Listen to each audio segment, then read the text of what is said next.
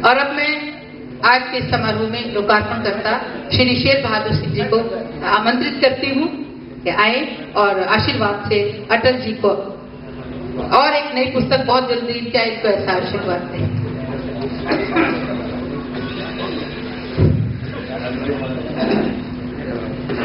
मैं सुनहरी शाम के समय मैं आप सब श्री बोधराम जी अध्यक्ष, मुकेश गंभीर जी, दीपक गुप्ता, श्री मंजीत सिंह जी,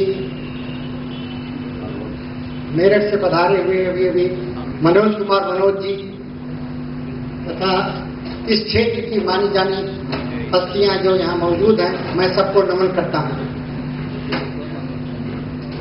अपने अमेरिका के सारे हिंदी प्रेमियों की तरफ से मैं आप सबको बधाई देता हूँ और धन्यवाद देता हूँ कि श्री अटल जी ने मुझे आज इस मंच पर बुलाकर मेरा स्वागत किया और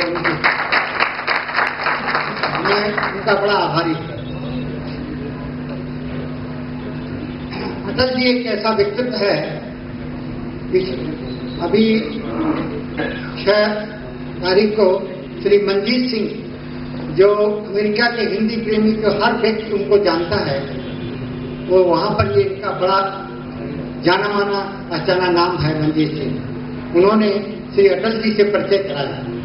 अटल जी की कविता सुनकर मुझे अत्यंत प्रसन्नता हुई और बड़ा अचंभा हुआ कि बहुत अच्छी कविता लिखी। मैं अटल जी को उनकी कविता सुनकर अमेरिका आने का निमंत्रण दिया और उन्होंने स्वीकार किया। मैं वो दिन देख रहा हूं जब वो अमेरिका आए, मैं अपनी संस्था अंतर्राष्ट्रीय हिंदी समिति के द्वारा उनका स्वागत करूं।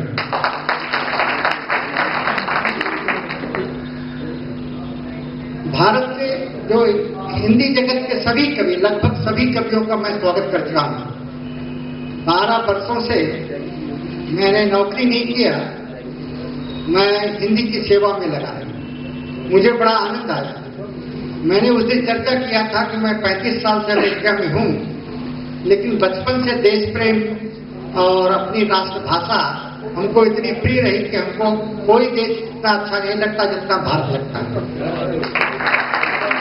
मैं अमेरिकन सिटीजन नहीं बना, अभी मैं भारतीय नागरिक हूं और इसका मुझे गर्व है। ईश्वर से प्रार्थना किया था कि हो सकता है कि हम जीवन का अंतिम समय भी इस धरती पर बीते जहां जिस पट्टी में लौट लौट कर ये बड़ा हुआ। आप विश्वास करेंगे, आपका हिंदी अगर भारत से कहीं खत्म होगी, क्योंकि यहाँ अंग्रेजी बोलने का बहुत प्रचलन चल पड़ा है, वो अमेरिका में आपको हिंदी मिलेगी। अमेरिका में 100 विश्वविद्यालयों में हिंदी पढ़ाई जा रही है। अमेरिका में सैकड़ों संस्थाएं ऐसी हैं जो निस्वार्थ हिंदी की सेवा कर रहे हैं। और हम लोग जब भारतीय आपस में मिलते हैं उत्तर भारत के, हम सभी लोग हिंदी में ही बात करते हैं। हम सभी लोगों ने प्रतिज्ञा किया है कि अपने बच्चों को अपने घर पर हम घर में हिंदी बोलेंगे, काम के समय अंग्रेजी भले बोलेंगे। और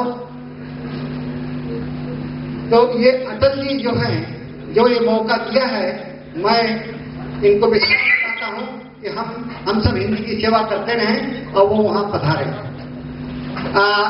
मैंने कवि सम्मेलन जो किया है, नीरज जी को बुलाया था, उस समय 1000 व्यक्ति उपस्थित थे। BBC लंदन ने इसकी बड़ी प्रशंसा किया था कि बहुत अच्छा कवि सम्मेलन था। इंडियन काउंसिल ने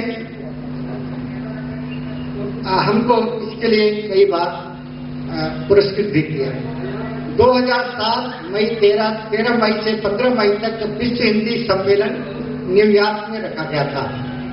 यहाँ से हमारे उस समय प्रधानमंत्री श्री मनमोहन जी और 5 से विशिष्ट व्यक्ति, विभिन्न विभागों के अध्यक्ष बुलाए गए थे। उन सबका मैं उस स्वागत समिति में ऑर्गेनाइजिंग कमेटी का सदस्य था। सब लोग जानते, मैंने अपना काम अच्छी तरह निभाया था। उनके इसकी क्या चीज है वो ही जाने। जो तुम आ जाते एक बार, कितने करुण कितने संदेश पथ में बिछ जाते वन पराग, गाता प्राणों का तार तार लुट जाता फिर सर्व मेरा। जो तुम आ जाते एक बार, ये उनकी जो चीज थी, दिल की जो चाह थी, जो पीड़ा थी, उन्होंने व्यक्त किया। क्या बात, बहुत बढ़िया। मैं उनको धन्यवाद देता हूं, बहुत अच्छी तरह संचालन किया था।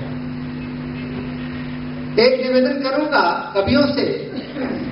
आप देखें, जब जनता असहाय थी, पढ़े लिखे लोग नहीं थे, संस्कृत का श्लोक पढ़ना नहीं जानते थे, संत तुलसी ने वेद मत शोध शोध शोध के पुराण समय संत व संतन को भेद को बताओ।